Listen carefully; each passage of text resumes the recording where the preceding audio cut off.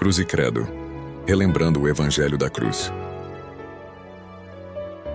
Quero chamar sua atenção para o texto de Mateus capítulo 26, verso 31. Então Jesus lhes disse: Esta noite todos vós vos escandalizareis comigo, porque está escrito: Ferirei o pastor e as ovelhas do rebanho ficarão dispersas. O contexto dessas palavras é um contexto de provação.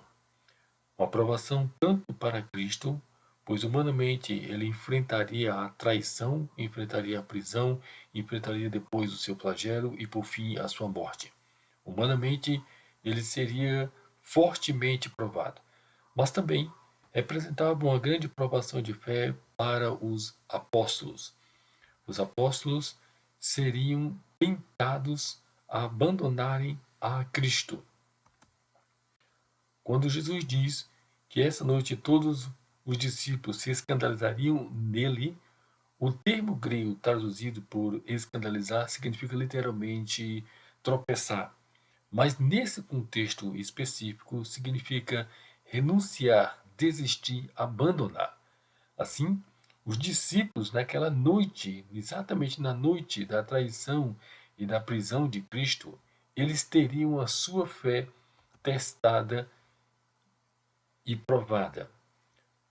Os discípulos seriam tentados a abandonarem a Cristo, e o que de fato aconteceu, pois nos diz, no verso 56, o seguinte, que tudo aconteceu para que se cumprissem as Escrituras. E a parte B do versículo diz, então os discípulos todos, deixando-o, fugiram. Os discípulos foram provados em sua fé e naquela noite abandonaram a Cristo. Assim, nós temos um contexto de provação para Jesus, do ponto de vista humano, e também para os seus discípulos. Mas há um contraste marcante entre a reação dos apóstolos diante desse momento de provação e a reação de Cristo. No que segue, eu quero destacar os aspectos que caracterizaram tanto a reação dos apóstolos como a reação de Cristo. Comecemos então pela reação dos apóstolos.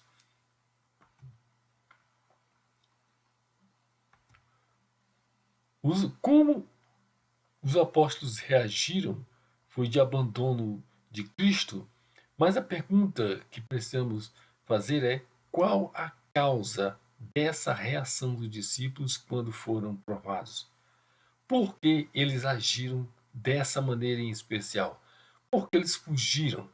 Por que eles temeram? E a explicação é essa aqui.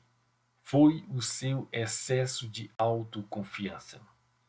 Os discípulos, naquele momento de provação, eles demonstraram uma fortíssima autoconfiança. Mateus 26, verso 35, quando Jesus, tendo dito que todos se escandalizariam nele, a resposta de Pedro é: ainda que me seja necessário morrer contigo, de nenhum modo te negarei. E todos os discípulos disseram o mesmo. Mas baseados em que eles tinham tal confiança?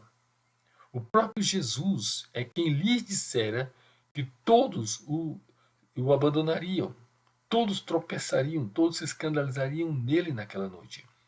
Os discípulos então retrucam, dizendo que seriam fiéis até a morte, o que é extremamente sincero. Acredito sinceramente que eles estavam sendo autênticos ao afirmarem tal coisa, mas em que se baseavam? Em que sustentavam tal confiança? E a explicação é apenas uma: em si mesmos. Confiavam ter em si mesmos poder e condições para serem fiéis a Cristo. Este foi o grande problema deles.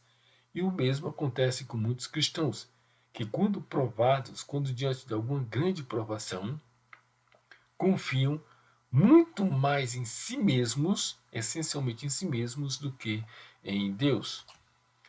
Todavia, por que a autoconfiança deve ser evitada pelo crente, especialmente quando estiver sob provação? Por que devemos evitar o peso da autoconfiança? É sempre uma grande tentação confiar em si mesmo, especialmente se a pessoa for dotada de várias capacidades e talentos. Mas é um perigo do ponto de vista espiritual, é um perigo confiar em si mesmo.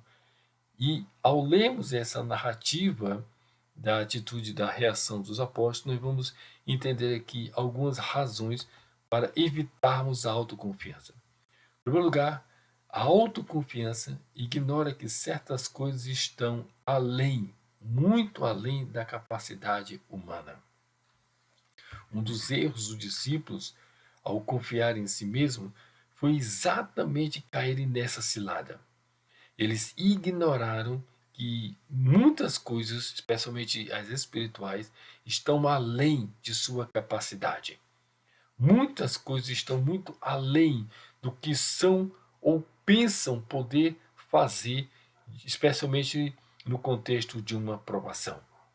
Aqui, e nessa narrativa, nós vemos que os discípulos, ao confiar em si mesmos, eles ignoraram pelo menos três coisas. Primeiro, eles ignoraram a autoridade de Cristo. É Jesus quem lhes disse: essa noite todos vós vos escandalizareis comigo. Foi Jesus quem lhes dissera tais palavras.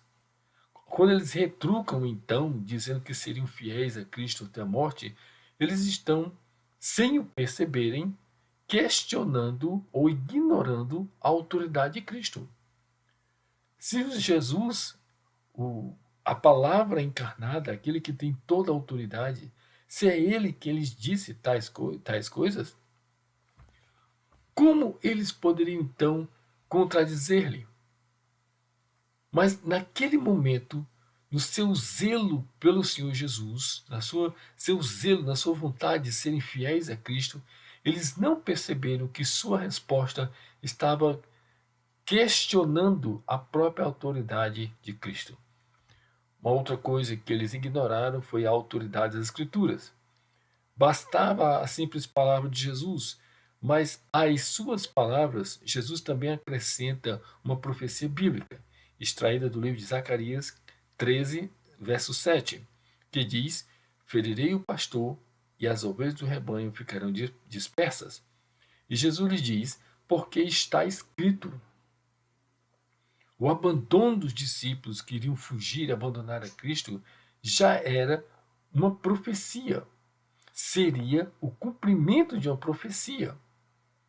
Mas naqueles momentos que eles retrucam a Jesus, eles estão não somente questionando e ignorando a autoridade de Jesus, mas também a autoridade das próprias Escrituras. Então, quando eles dizem seremos fiéis, estão dizendo, não, a Escritura está errada. Eles estão questionando assim, ignorando assim, a autoridade da palavra de Deus. E por fim, igualmente sério, eles não perceberam o plano de Deus. Note que quando Jesus diz: todos vós se escandalizareis comigo, a sua palavra não termina aí. Não termina em sua morte, não termina no abandono dos discípulos. Ele acrescenta: mas depois da minha ressurreição irei adiante de vós para a Galiléia. A história da igreja não terminaria com o abandono dos discípulos, terminaria com a ressurreição de Cristo e com a reunião da igreja. Irei adiante de vós, não de alguns, mas de vós, para a Galiléia. Esse era o plano de Deus, é o plano da redenção. Cristo viria, morreria, os discípulos em sua fraqueza humana fugiriam, mas após a ressurreição, ele reuniria novamente a sua igreja e iria adiante da igreja. Esse era o plano.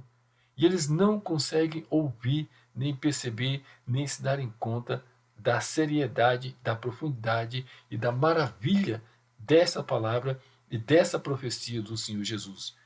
Assim, nesse seu zelo de serem fiéis a Cristo, confiando apenas em si mesmo, eles ignoraram essas três coisas. Uma segunda razão que o texto nos mostra para evitarmos a autoconfiança é que a autoconfiança costuma levar a um falso compromisso com Cristo. A autoconfiança, especialmente nesse contexto de ser fiel a Cristo, acaba fazendo com que o crente caia nessa cilada de, sem o perceber, assumir um compromisso com Cristo ao qual ele não consegue corresponder por si mesmo. É um compromisso, primeiro, que se baseia numa falsa, equivocada visão de si mesmo. No verso 33, lemos que Pedro respondeu dizendo: ainda que todos se escandalizem em ti, eu nunca me escandalizarei. Ele distingue a si mesmo dos demais. O interessante é que mais adiante o texto vai dizer que todos disseram o mesmo. Todos tinham a mesma visão. Existe os demais e existe ele.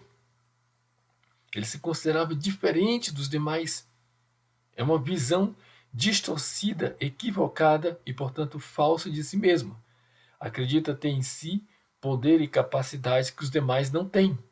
E, baseado nisso, ele tenta assumir esse compromisso com Cristo. Um falso compromisso com Cristo, também um outro aspecto dele, é que ele tem coragem para fazer promessas, mas não tem condições para cumpri-las. Assim, Pedro promete: ainda que me seja necessário morrer contigo, de nenhum modo te negarei.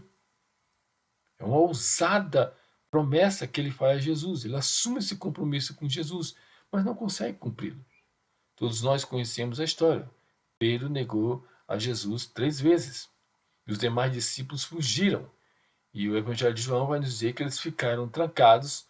Na manhã da ressurreição, estavam trancados com medo dos judeus.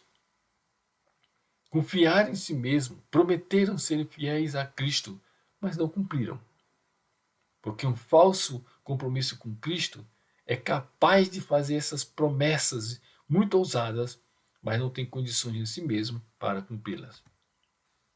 E mais, um falso compromisso com Cristo, ele é puramente momentâneo. Verso 56 diz: então os discípulos todos deixando fugiram. Eles se mantêm fiéis durante algum tempo, mas é momentâneo. Esse compromisso não se sustém, não tem coragem. Fico pensando se não é isso que acontece na maioria das igrejas evangélicas, quando os cristãos se reúnem e muitos deles cantam louvores a Deus, fazendo ousadas promessas ou demonstrações ou confissões de amor a Deus e a Cristo, mas que assim que o culto termina, parece que todo esse zelo por Deus some imediatamente. Parece que naquele momento da emoção, o zelo, a fé, a confiança no Senhor está ali. Mas assim que termina aquele instante, tudo some, tudo desaparece. Parece que creem e demonstram apenas por algum momento. E terceiro, a autoconfiança costuma trair a si mesma. Esse é um outro sério problema da autoconfiança.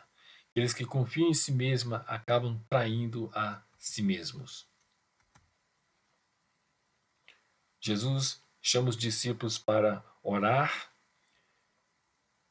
e coloca a partes orando, chama alguns em especial para ficarem com ele. Depois ele se adianta sozinho e vai orar. E diz o texto, no verso 40, que quando ele retorna, encontra seus discípulos todos dormindo. E diz especificamente a Pedro: então nenhuma hora pudeste velar comigo? Não foste tu, Pedro, que prometeste comigo até a morte? E agora, nem sequer por uma hora tu consegue velar comigo, orar comigo, estar em companhia, na minha companhia, nesse momento de dor e de aflição? Exatamente nesse momento, Pedro estava traindo a si mesmo sem o perceber. Prometeu algo a Cristo, mas exatamente instantes depois estava falhando no que prometera. A autoconfiança costuma levar aquela pessoa cheia de si a trair a si mesma. Antes dele trair a Cristo, ou negar a Cristo, ele traiu a si mesmo. Verso 43, mais uma vez Jesus adianta para orar, quando retorna, acha-os novamente adormecido. E o texto diz, porque os seus olhos estavam pesados. Estavam dispostos, confessaram querer ir, ou ter coragem de ir até a morte por causa de Cristo, mas não conseguiram vencer sequer o próprio sono. Por outro lado, quando passamos para a reação de Cristo, o modo como Cristo, naquele instante de provação, de dor e de aflição, e Cristo sim passaria por toda essa aflição e toda essa dor, quando examinamos a reação de Cristo, nós entendemos exatamente em quem devemos confiar. Cristo é o grande modelo de dependência de Deus no momento das provações. Obviamente que ao fazer tal afirmação, não estou negando a divindade de Cristo.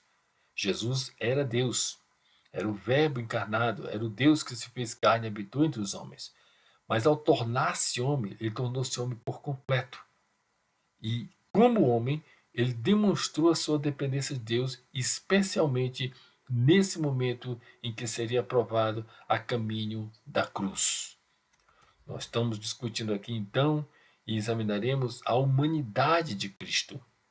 Cristo foi 100% Deus e também 100% homem. E aqui é olhando para a humanidade de Cristo que nós aprenderemos exatamente como significa confiar, não em si mesmo, mas em Deus. A humanidade de Cristo fica evidente aqui em alguns momentos. Fica evidente quando Jesus, o próprio Jesus, não dispensa a companhia humana. Diz o verso 37 e 38 que ele leva consigo, no momento que foi o Getsêmane, ele leva consigo a Pedro e os 2 filhos de Zebedeu. E no verso 38 ele diz, ficai aqui e velai comigo. Ele está naquele momento de aflição e sabemos que mais adiante, ao orar, ele vai transpirar sangue, mas ele não fica só. Ele não abre mão da companhia humana, o que mostra muito da sua humanidade. E mais, a sua humanidade também fica evidente pelo fato de ter sido tomado por fortes emoções. Nos diz o verso 37 que ele começou a entristecer-se e a angustiar-se. Tristeza e angústia. Sentimentos completamente compreensíveis do ponto de vista humano. Ele começa a se entristecer e começa a se angustiar, é tomado por essas emoções. E não somente isso, mas ele tem a coragem de confessar essas emoções. No verso 38 ele diz, a minha alma está cheia de tristeza até a morte. Ele confessa toda essa sua tristeza, confessa toda essa sua angústia. Nesse momento é o Jesus puramente humano, homem, quem está falando. Assim, é olhando para Jesus como homem que nós aprendemos a depender ou confiar em Deus nesse momento de provação. A pergunta é, como Cristo demonstrou a sua dependência humana de Deus? De que forma ele demonstrou que no momento da provação devemos confiar em Deus? Primeiramente, ele demonstrou que devemos confiar na palavra de Deus. Jesus, do ponto de vista humano, é exatamente aquele que andou sempre confiando na palavra do Senhor. Ele confia nessa palavra quando se vê sob a expectativa de abandono. No verso já citado, no verso 31, Jesus lhe diz, essa noite todos vós vos escandalizareis comigo. Por quê? Por que ele não se impressiona com isso? E que todos vão abandoná-lo? Por que não se impressiona? E ele cita a Escritura, porque está escrito. O que vai acontecer não é uma novidade. Eu não serei pego de surpresa pelo abandono de vocês. Está escrito, assim deve suceder. Está escrito no Antigo Testamento, ferirei o pastor e as ovelhas do rebanho ficarão dispersas. O grande pastor da igreja vai ser ferido, que é uma referência à sua morte. E naquele momento em que o pastor for ferido, as ovelhas ficarão dispersas, porque a igreja não é um rebanho de ovelhas em torno de si mesmas. A igreja é esse rebanho de ovelhas em torno do pastor, do grande sumo sacerdote da igreja, que é Cristo. E assim, quando o pastor for ferido, as ovelhas ficarão dispersas. Mas isso não amedronta Jesus. Ele está preparado para isso. Ele confia na palavra de Deus, de que assim sucederá, de que mesmo esse abandono já é o cumprimento da palavra. E não somente isso, ele também confia na palavra no momento em que ele é traído e preso.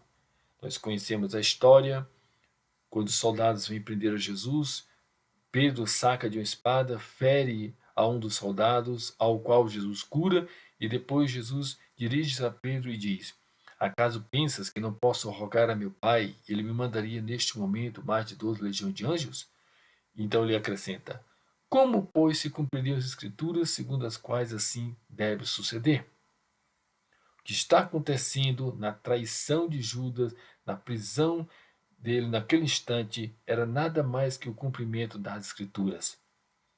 Jesus não está desamparado. Ele está amparado pela providência, pela graça de Deus e, sobretudo, pela autoridade das Escrituras.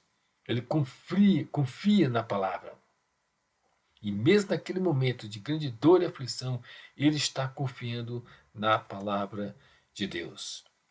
Então, a primeira forma como Jesus demonstra sua confiança em Deus, é confiando na palavra de Deus. Mas, em segundo lugar, ele também demonstra sua confiança orando ao Pai. Não precisamos gastar qualquer tempo demonstrando como Jesus foi um homem de oração. Ele mostra essa sua confiança sempre orando ao Pai. E especificamente nesse momento que ele está à sombra da cruz, ele demonstra sua atitude de oração. Ele demonstra primeiro por que orar. Por que orar naquele momento de provação? Ele nos diz que a oração nos prepara para as provações. Quando ele chama os discípulos para orarem, velarem com ele, vigiarem com ele, verso 41, ele diz: Vigiai e orai para que não entreis em tentação, ou para que não caiam em provação. Os discípulos seriam provados a poucos instantes, seriam testados naquele momento. Ele diz: para que vocês não caiam nessa tentação, vigiai e orai.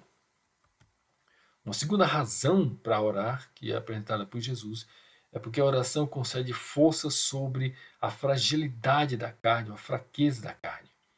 No verso 41, parte B, ele diz: na verdade, o espírito está pronto, mas a carne é fraca. O espírito, a vontade, o ânimo está preparado. Vocês disseram que iriam até a morte comigo. A vontade de vocês é sincera, mas a carne de vocês, a humanidade de vocês é fraca. Assim, orem. Orem para que não caia em tentação. E ao orarem, o espírito de vocês, o ânimo de vocês, prevalecerá sobre a fraqueza da sua carne.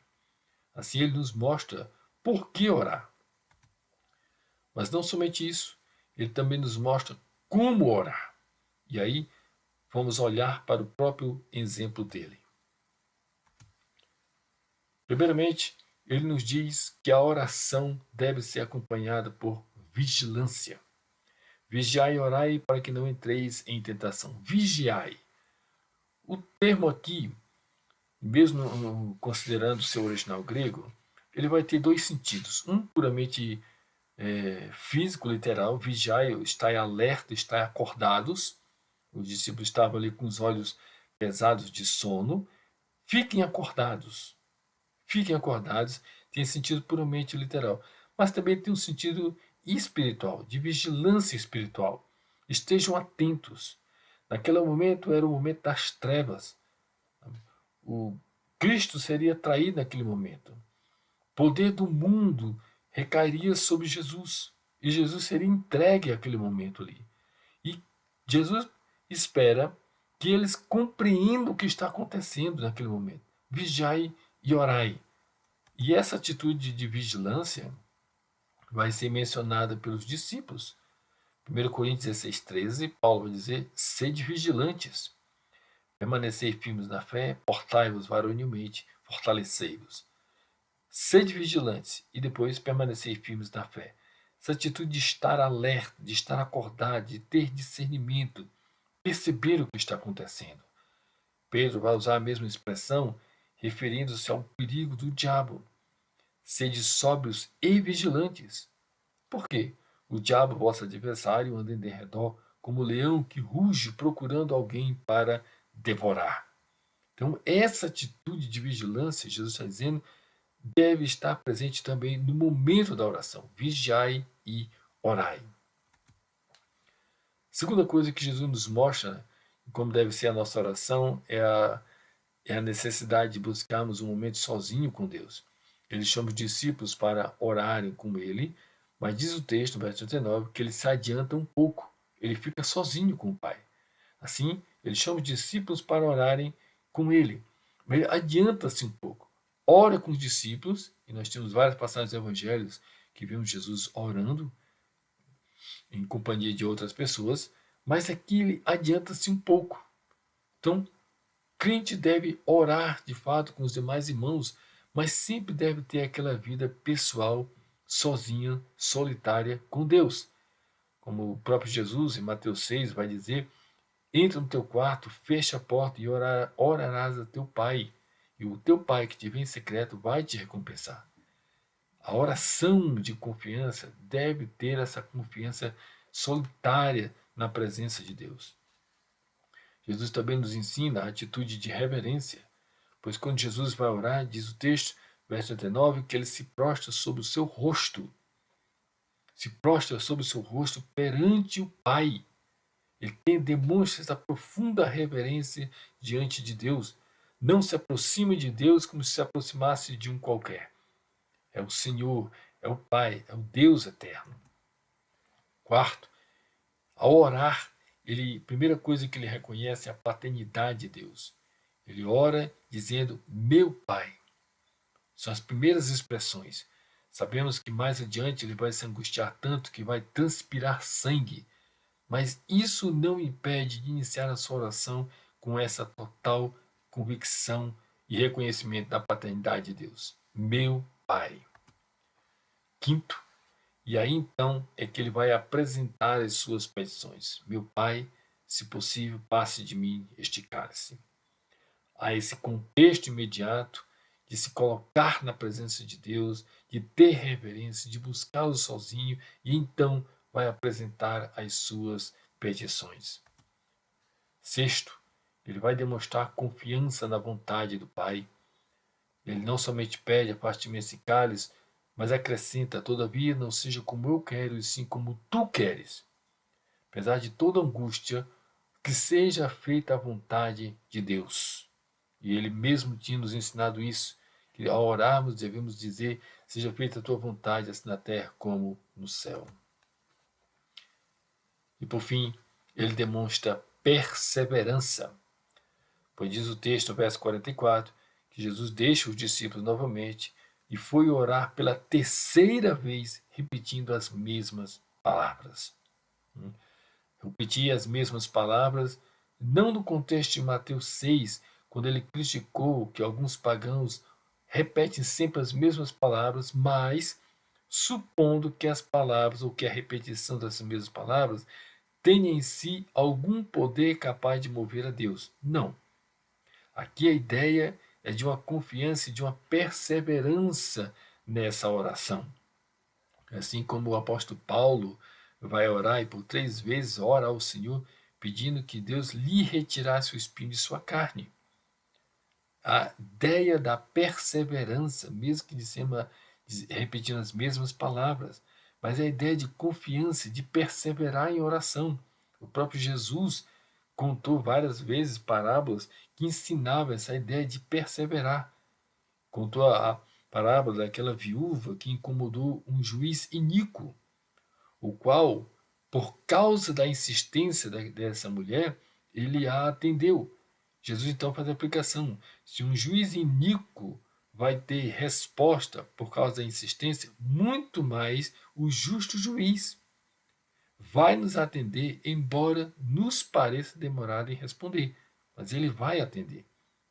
Então devemos perseverar. E é esse exemplo que nós aprendemos nessa oração de Jesus. Para concluir, sejam permitidas algumas aplicações. Em primeiro lugar, em termos de vida espiritual, nunca confie em si mesmo. Nunca confie em si mesmo. Talvez no estoicismo isso possa funcionar, mas não na vida espiritual. Não há como funcionar essa autoconfiança na vida espiritual. Vida espiritual é confiança em Deus. Por isso, em segundo lugar, fundamente a sua confiança em Deus através da palavra. Quer confiar mais em Deus? Conheça a palavra. Conheça a palavra de Deus. Examine a Escritura. Conheça mais a Deus através de sua palavra. E saiba que passará os céus e a terra, mas a palavra do Senhor não passará. Ela tem toda a autoridade. Vemos, às vezes, a igreja assustada com o que está acontecendo no mundo, mas olhe para a palavra. Aquilo que Deus prometeu, Ele é fiel e poderoso para cumprir. E por último, persevere em oração. Então, apesar de toda a sua angústia, de toda a sua dor, mas continue orando. Mantenha uma vida de oração, pois, como está escrito, devemos alegrar na esperança, ser paciente na tribulação e perseverar na oração. Assim nos garante a palavra do Senhor.